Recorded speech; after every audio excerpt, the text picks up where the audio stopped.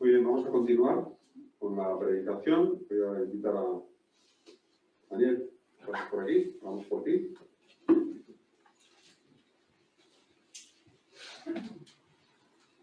Vamos ahora. Padre Celestial, queremos darte gracias y venimos aquí a la iglesia, Señor, y ante tu presencia, Señor, a abrir tu palabra y a que tú nos alimentes. Señor, venimos cargados, cansados de la semana, necesitamos de tu palabra. Te damos gracias por Daniel, que ha preparado este mensaje. Queremos escucharlo con atención y también con humildad, con docilidad. Señor, si tú tienes algo que cambiar en nuestro corazón, Señor, háblanos.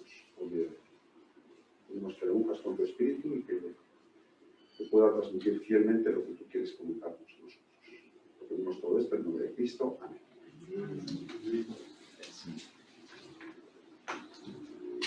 Buenos días.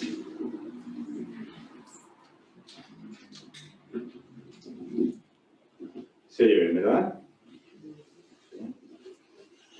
Es un privilegio y una responsabilidad estar nuevamente aquí arriba para transmitir las palabras de la palabra, y me alegro mucho de poder ver tantas caras, con las mascarillas, pero por lo menos los ojos los puedo ver si no se me empañan mucho las gafas, que como veis ya empieza a pasar.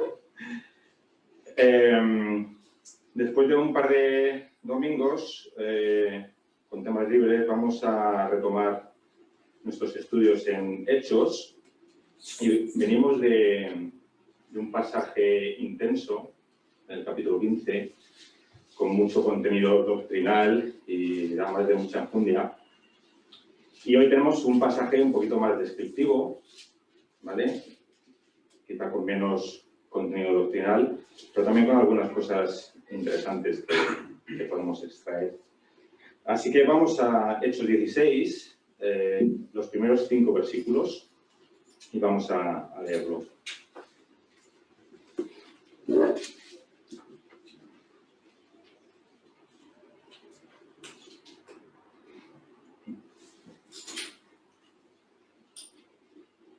Dice así: llegó luego a Derbe y a Listra.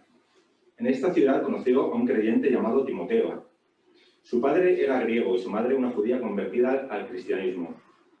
Los hermanos de Listra y de Iconio tenían un buen concepto de él, y Pablo quiso tenerle como compañero de viaje.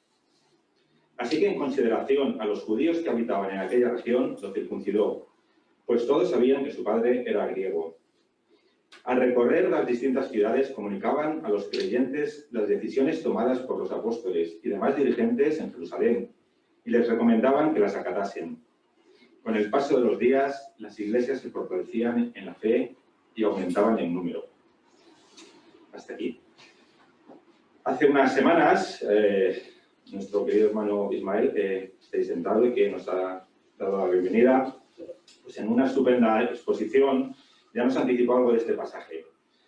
Tras la decisión tomada en el Concilio de Jerusalén respecto a la no necesidad de la circuncisión para los gentiles que se convertían al cristianismo, posición defendida con vehemencia por Pablo, ¿no? Ya sabemos cómo era Pablo, muchas veces, ¿no? Que era bastante vehemente.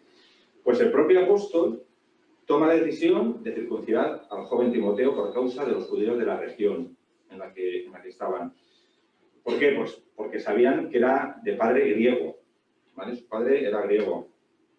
Y como bien explicó Ismael, Pablo aplicó aquí un principio, el de examinar las circunstancias y discernir en sabiduría cuál era la mejor decisión. Sabemos que era costumbre de Pablo que cuando llegaba a una nueva ciudad iba a visitar primero las sinagogas judías. Esta región, Licaonia, es donde están, no iba a ser una excepción en la regla, ¿no? Y la condición de Timoteo como judío cristiano no circuncidado no iba a pasar desapercibida para los judíos de aquella zona. De hecho dice, ¿no?, que sabían que su padre era griego, era conocido. Por ello Pablo aplica lo que escribirá en la primera carta de los Corintios, ¿no?, en el capítulo 9, donde dice: soy plenamente libre, sin embargo, he querido hacerme esclavo de todos para ganar a todos cuanto pueda. Con los judíos me conduzco como judío, para ganar a los judíos. Con los que están sujetos a la ley, yo, que no estoy sujeto a la ley, actúo como si lo estuviera, a fin de ganarlos. Igualmente, para ganar a los que están sin ley, yo, que no estoy sin ley de Dios, ya que mi ley es Cristo, me comporto con ellos como si estuviera sin ley. Con los poco formados en la fe, procedo como si yo también lo fuera, a ver si así los gano. A todos traté de adaptarme totalmente para conseguir, cueste lo que cueste, salvar a algunos. Todo sea por amor al mensaje evangélico, de cuyos bienes espero participar. Y en última instancia, Pablo no hace otra cosa sino seguir el consejo de Jesús cuando decía: mirad, os envío como ovejas en medio de lobos. Por eso sed astutos como serpientes, aunque también inocentes como palomas. Ese principio de sabiduría, de discernir las circunstancias. No vamos a volver a detenernos mucho en el asunto de la circuncisión, que ya ha estado presente, ¿no?, durante todo el capítulo 15, pero sí recordar que su origen dentro del pueblo de Israel no está en la ley de Moisés, sino en el contexto de un pacto, el de Dios con Abraham. Un pacto que en esencia muestra el acercamiento de la gracia de Dios al ser humano, en forma de promesas de carácter personal hacia Abraham, ¿vale?, de carácter nacional, con el surgimiento de una nación, y también de carácter espiritual, la relación de Dios con su pueblo. Este rito sería posteriormente integrado en la ley mosaica en el contexto de otro pacto, que es el de la Pascua, y continuó practicándose durante todo el periodo del Antiguo Testamento. Ya en tiempos del Nuevo Testamento, que es donde estamos, este rito de la circuncisión cobra una especial importancia, ¿no?, y hasta llegar al punto en el que estamos ahora. Si leemos de forma un poco descuidada, ¿no?, el pasaje de hoy, pues nos va a resultar muy extraño, ¿no?, que Pablo circuncida a Timoteo tan pronto, después de haberse negado a hacerlo con Tito, ¿no?, en Jerusalén. También parece haber conflicto con ciertas expresiones de Pablo en sus epístolas, especialmente la de Gálatas 5, ¿no? En Gálatas 5, de 1 al 4, dice: Cristo nos ha liberado para que disfrutemos de libertad. Manteneos pues firmes y no permitáis que os conviertan de nuevo en esclavos. Yo, Pablo, os lo digo: si os dejáis circuncidar, de nada os servirá ya Cristo. Solamente os lo aseguro una vez más: quien se hace circuncidar debe cumplir enteramente la ley de Moisés. Y querer alcanzar la amistad de Dios mediante el cumplimiento de la ley significa romper con Cristo, quedarse fuera de la acción de la gracia. Lo que pasa es que los términos mismos de este pasaje de Gálatas muestran que se está dirigiendo a quienes reciben la circuncisión con el fin de someterse a la ley y así salvarse guardándola. Si Tito, que era gentil, se hubiera circuncidado, este habría sido su significado. Es decir, sería para traerlo bajo la ley como medio de salvación final, que es lo que exigían los fariseos. Pero circuncidar a un judío, como era el caso de Timoteo, era poner el asunto sobre una base diferente, ¿no?, una base completamente distinta. Y es que como Jesús mismo había enseñado en Juan 7, Moisés os impuso el rito de la circuncisión, aunque en realidad no proviene de Moisés, sino de los patriarcas, algo que ya hemos comentado. Así que la obligación de observarla no se originó de la ley, sino del pacto con Abraham. Y su conexión con la ley vino del hecho de haber sido dada cierta porción de la progenie, ¿no?, de circuncidar de Abraham. Luego, si esta obligación no se originó en la ley, derogar esta, ¿vale?, no anula la señal del pacto de la circuncisión, que es anterior. Así que, como señal de nacionalidad, no tiene relación con Cristo. De ahí la declaración de Pablo: como cristianos, en efecto, da lo mismo estar circuncidados que no estarlo. Lo que cuenta es la fe, que actúa por medio del amor. Bueno, después de esto, comentar que el trasfondo intelectual de los judíos estaba fundamentado sobre la base de ser el pueblo escogido. ¿Vale? Eso es muy importante tenerlo en cuenta. Y es que el hecho es que en muchos casos, en muchos momentos, no solo creían que ellos pertenecían a Dios, sino que Dios les pertenecía a ellos en exclusiva. Y son cosas diferentes. Y cuidado con esto, porque puede ser que no nos sea tan ajeno, ¿vale? Y es fácil caer en esta exclusividad y pensar que por ser evangélicos, ¿vale?, nosotros somos más merecedores de la gracia que otros. O que si no asistes a una iglesia determinada, una iglesia como la mía, y si es de la misma denominación, mejor aún, puede que no seas parte del pueblo de Dios. No, la salvación no es algo que se consiga por ser miembro de una determinada congregación, sino solo por la gracia de Dios, como bien ha dicho Miguel, manifestada en la vida y muerte del Señor Jesús. Ahora bien, con Timoteo había un problema, ¿vale? Había una cuestión problemática. Era judío, sí, ¿vale?, pero de padre gentil. Timoteo, que era de Listra, no había sido circuncidado, dado que allí primaba el derecho del padre, ¿vale? Los hijos crecían en la fe paterna. El derecho helenístico de una región griega. Sin embargo, el derecho judío es matriarcal. Es judío el hijo de una madre judía. En el caso de que se dieran matrimonios mixtos, como este era el caso, eran considerados judíos solo los hijos de una mujer judía, pero no los hijos de un padre judío. Aún así, no obstante, Timoteo, que era hijo de un matrimonio de este tipo, matrimonio mixto de este tipo, pero un judío estricto se negaría a reconocerlo como verdadero matrimonio. Es más, si una joven o un joven judío se casaban con gentiles, su propia familia los consideraba como muertos. Parece ser que a veces incluso llegaban a celebrar funerales, ¿vale?, como funerales simbólicos, ¿no?, porque los consideraban muertos. Pero para Pablo no suponía ningún problema, pues es consciente de que en Cristo todo eso se ha superado. Ya no hay distinción entre judío y no judío, entre esclavo y libre, ni entre varón y mujer. En Cristo Jesús todos sois uno.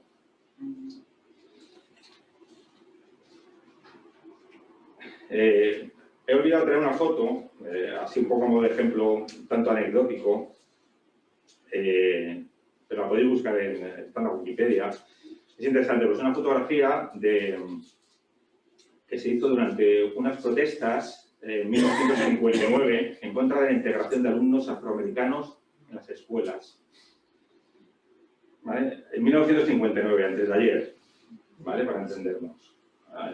Ha pasado muchos años, pero a nivel histórico es antes de ayer, ¿vale? Y es interesante porque se pueden ver un par de carteles bastante absurdos que dicen: la mezcla de razas es comunismo. Y luego hay otro que está un poquito más tapado que dice: detengan la marcha de mezcla de razas del anticristo. Es decir, unos supuestos cristianos en una actitud tristemente racista en contra de la integración de alumnos afroamericanos en escuelas. Fijaos, ¿no? Y lo peor es que esto, que podría parecer superado, sigue vigente en muchos lugares, incluso dentro de iglesias. Solamente creo que aquí en España no es habitual, pero sí que hay otros lugares en los que hay todavía este racismo. No querer que haya mezcla, ¿no? Esta mezcla. Y muchas veces esto es al supuesto amparo de las Escrituras, ¿no? Esto es algo que sucedió durante muchos años, durante siglos, con la esclavitud que se justificaba bíblicamente, ¿vale? Así que no caigamos en este tipo de errores. Respecto a Timoteo, ¿vale?, no sabemos demasiadas cosas, pero sí suficiente para destacar algunas cosas interesantes, ¿vale? Ya hemos comentado su procedencia y el hecho de ser hijo de una judío-cristiana y un griego. También sabemos que aparece muy frecuentemente al lado de Pablo cuando éste escribía sus cartas. Lo podemos ver al comienzo de 2 de Corintios, de Filipenses y de algunas otras. Y parece ser que estaban muy unidos. Y Pablo incluso habla de él como de su hijo. Pablo lo eligió para sustituir a Juan Marcos y muchos creen que contaba con que fuera su sucesor en la misión. Vamos a ver con un poquito más de detalle, ¿no? Algunas de las cosas que sabemos de Timoteo gracias a las cartas de Pablo, que nos pueden servir en nuestra vida, ¿vale? Para nuestra vida personal y nuestra vida de iglesia, especialmente para los jóvenes, porque Timoteo era un jovencito, ¿vale? Así que especialmente los jóvenes toman nota de algunas de estas cosas. Una persona con empuje, Timoteo. En primer lugar, Timoteo había recibido una buena herencia. Doy gracias a Dios, a quien sirvo con una conciencia limpia, según me enseñaron mis progenitores, escribe Pablo, y te tengo siempre presente día y noche en mis oraciones. Aún recuerdo tus lágrimas de despedida. Ojalá pudiera verte de nuevo para llenarme de alegría evocando tu sincera fe. Esa fe que tuvieron primero tu abuela Loida y tu madre Eunice, y que no dudo tienes tú también. Es decir, que su abuela y su madre le habían transmitido su fe, y lo habían hecho bien. Qué importante, ¿verdad? Es dar a los hijos un buen hogar y transmitir bien la fe. Muchos lo sabéis, pero algunos seguro que no. Yo soy protestante de cuarta generación. Una de mis bisabuelas paternas, una abuela de mi padre, no conozco los detalles de la historia, desgraciadamente, pero sí que sé que se convirtió hace más de un siglo, creo que por el norte, por Galicia, y que esa fe en Jesús la transmitió a sus hijos, y después pasó a sus nietos, y luego a sus bisnietos, entre los que yo me incluyo. Y doy muchas gracias a Dios, y es para mí un orgullo poder decir que he recibido la fe de mi bisabuela y la he hecho mía. Y como sabéis también, pues en este difícil año he tenido que heredar por causa del fallecimiento de mi madre. Y no os voy a engañar, no hay mansiones, ni grandes fortunas, ni joyas. Materialmente mi madre no me ha dejado mucho. Pero su verdadera herencia es una herencia de amor, de generosidad y de fe en el Señor. Y eso vale más que cualquier cosa material, de verdad. La pregunta que nos podemos hacer es qué herencia vamos a dejar a nuestros hijos, o a nuestros sobrinos, o a nuestros amigos.